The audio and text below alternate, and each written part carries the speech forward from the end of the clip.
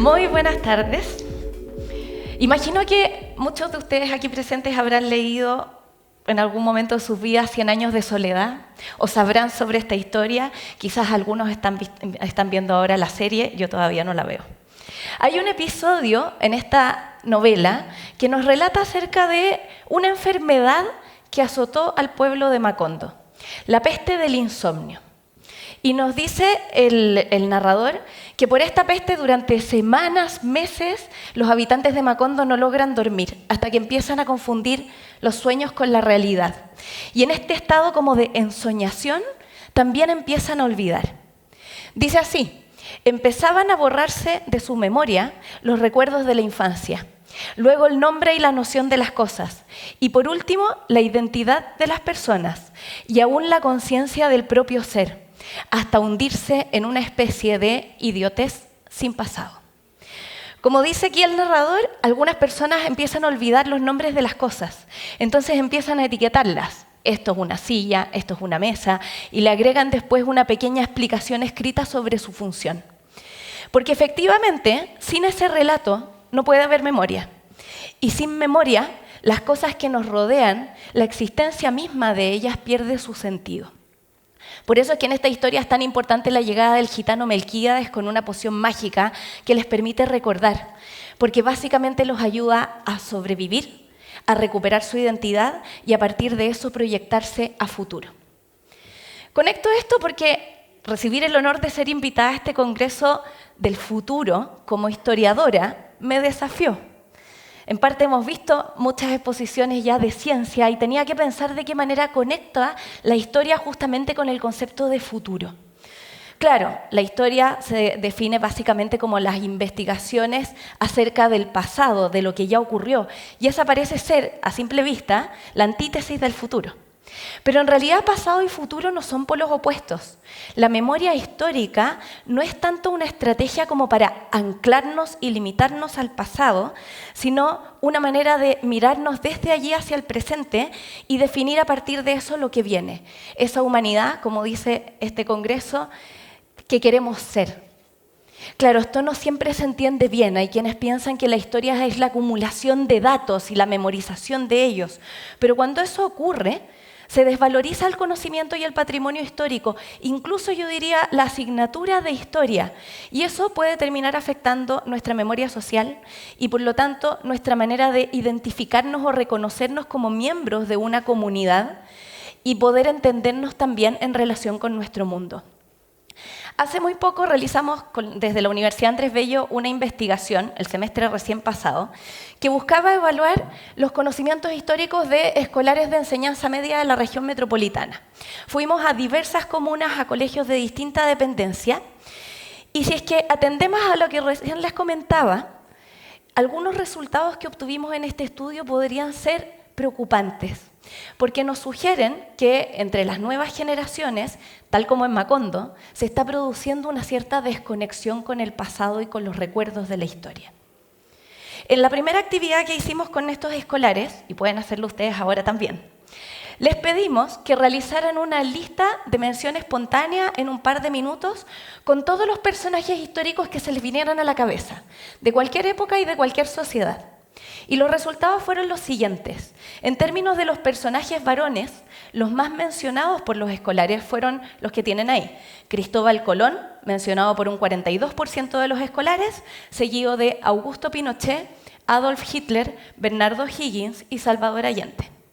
Y para el caso de las mujeres, la más mencionada fue Gabriela Mistral, por un 54% de los escolares, seguida de Violeta Parra, Michelle Bachelet, Marie Curie y la reina Isabel II de Inglaterra. Es decir, la mayoría de estos personajes pertenecen a tiempos recientes. No hay personajes de muchos siglos atrás, con excepción, podríamos decir, de Cristóbal Colón, que aún así pertenece a nuestra época más bien moderna. El 64% de todos los personajes listados en realidad pertenecen a un periodo que se circunscribe desde la segunda mitad del siglo XX hasta nuestro tiempo presente. Y la verdad es que no todos los personajes que figuraron en las listas elaboradas por los estudiantes corresponden realmente a personajes que uno podría decir que caben en la categoría de históricos. Entre los más nombrados, además de los que pueden ver aquí, también se encontraron figuras como Cristiano Ronaldo, Lionel Messi, Michael Jackson, Taylor Swift y Mon Laferte. No es que uno quiera desmerecer el talento artístico o deportivo de estos personajes, pero ¿podemos decir que son personajes históricos? Obviamente depende de qué es lo que entienda uno por la categoría histórico. Pero desde una perspectiva historiográfica, disciplinaria, corresponde esa categoría a aquel hecho o personaje que logra impactar de manera significativa en el curso de los acontecimientos y que por lo tanto a partir de eso trasciende en el tiempo. Estos personajes, la verdad es que es difícil saber si trascenderán en ese sentido histórico más adelante, porque no podemos predecir el futuro. Ellos más bien corresponden a ciertas categorías de popularidad, podríamos decir, de fama. Su mención en una lista de personajes históricos más bien trasluce una cierta confusión o debilitamiento del sentido de la historicidad entre estos escolares, que podría desprenderse de una pérdida de la conciencia, valoración o conexión justamente con el pasado, de entender lo que significa trascender en el tiempo. Y esto lo vimos además refrendado en un segundo ítem de la misma evaluación que reveló el grado de desconocimiento que tienen estos escolares respecto de algunas figuras históricas que yo por lo menos asumía que formaban parte de nuestra memoria popular. Un 65% de los estudiantes dice no saber quién fue Pedro de Valdivia. Un 54% no sabe quién fue Bernardo O'Higgins. Un 90% ignora quién fue Hernán Cortés. Y un 70% también desconoce a José Miguel Carrera. Y en el caso de las mujeres el asunto es todavía más radical. Un 94% no sabe quién fue ni la reina Isabel de Castilla, ni la profesora Amanda Labarca. Un 98% no ha escuchado nunca hablar de Paula Jaraquemada y un 80% ignora también quién fue Javiera Carrera. Porque esto podría ser importante o preocupante. No es que los historiadores o los profesores de historia estemos pregonando porque la gente se aprenda datos de memoria o que aboguemos por un positivismo histórico. Los datos en sí mismos no son el objeto, no es que sean importantes en sí mismos, pero sí lo son cuando los pensamos como puntos de conexión con nuestro pasado, con nuestra historia y por lo tanto son importantes para la configuración de nuestra identidad. Cuando perdemos esa conexión con el pasado, básicamente perdemos también altura de miras y perspectiva temporal. Y eso puede llevarnos a deformar incluso nuestra comprensión del presente, el conocimiento de quiénes somos. Caemos normalmente en un presentismo que nos hace pensar que todo tiene que resolverse ahora ya, forzándolo a veces por la vía de leyes incluso, esperando cambios significativos en el más corto plazo. Pero de esa manera olvidamos o ignoramos que en realidad las grandes transformaciones de la historia, esas que calan profundo de manera estructural, requieren a veces de décadas, de siglos para realmente decantar y permear en las bases de una sociedad. Frente a eso, la historia nos enseña que ellas se resuelven en el largo plazo. Y esto uno lo puede ver justamente en el caso de la historia de las mujeres.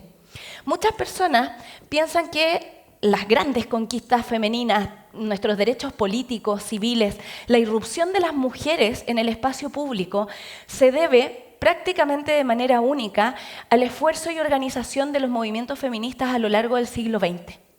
Obviamente uno no podría desconocer el mérito que tienen esos feminismos, pero en ningún caso se entienden por sí mismos ni son la causa única o quizás la más profunda de las conquistas que alcanzamos en el tiempo reciente. Pensamiento feminista ha existido antes de que se genere el concepto de feminismo.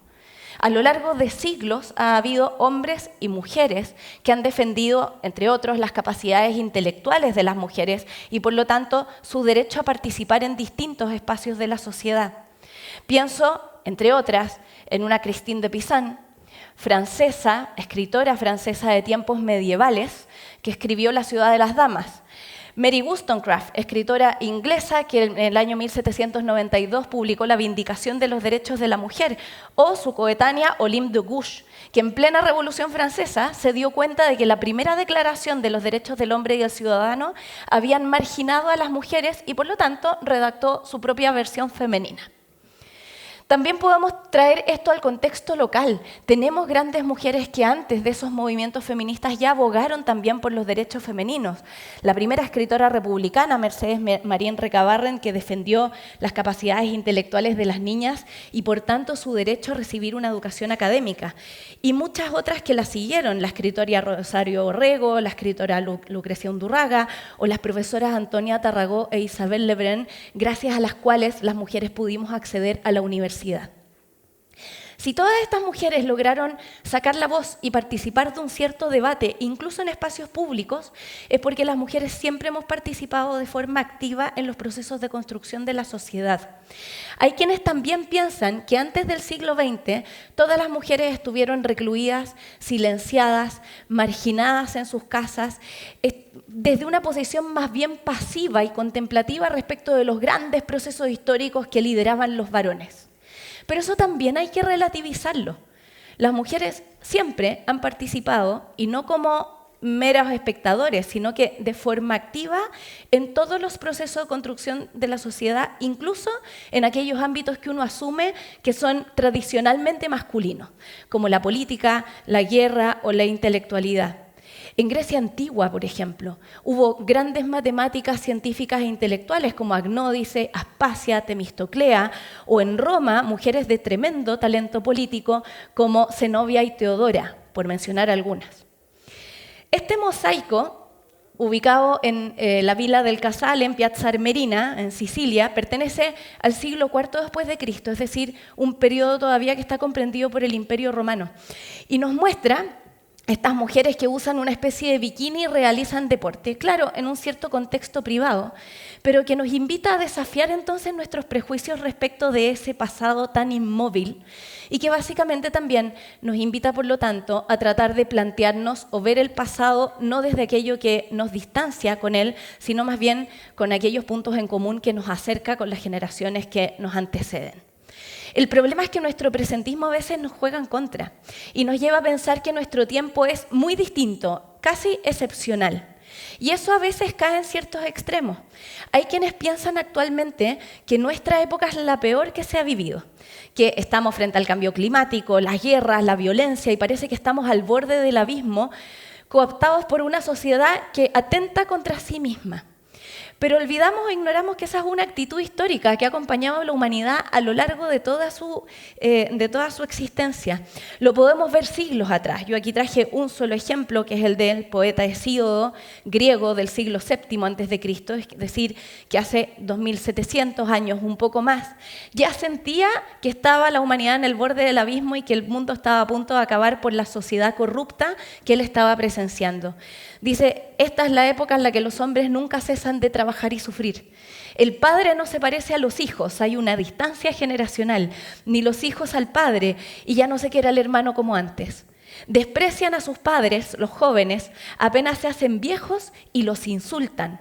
Unos saquean las ciudades de otros, no hay reconocimiento para el justo ni para el honrado, se tienen más consideración al malhechor y al hombre violento, la justicia está en la fuerza de las manos y ya no existe el pudor. O sea, sin saber que esto lo escribió una persona del siglo VII a.C., también podríamos suponer que es una columna de la actualidad. Y el cuadro que lo acompaña de Peter Bruegel, El triunfo de la muerte del siglo XVI, también nos muestra una mirada bastante pesimista de su tiempo. Y si no es así, a veces se cae en el otro extremo, se tiende a idealizar también el presente, a creer que la humanidad solo ha ido progresando para dejar atrás, a través de avances civilizatorios, las brutalidades o barbaridades del pasado. Pero en realidad la teoría de la evolución no aplica para la historia, aplica para la biología. En historia no vamos progresando en un curso ascendente que garantice que nuestra sociedad sea mejor que las anteriores. Quienes nos recuerdan justamente esto y nos recuerdan que tenemos mucho más en común con el pasado de lo que a veces creemos son los clásicos de la literatura y de la historia. Son clásicos justamente, y los invito a leerlos por eso, porque pese a que son autores que están distanciados de nosotros por siglos muchas veces, comparten con nosotros ciertas inquietudes o miradas del mundo que todavía pueden interpelarnos o dialogar con nosotros. Un Platón, un Séneca, un Plutarco, hablan de temáticas que todavía nos aquejan, los vicios de la sociedad, la corrupción del sistema político, la angustia frente al paso del tiempo, las críticas al consumismo, la preocupación por la vejez o el temor a la muerte, e incluso temas muy domésticos como cómo resolver problemas amorosos.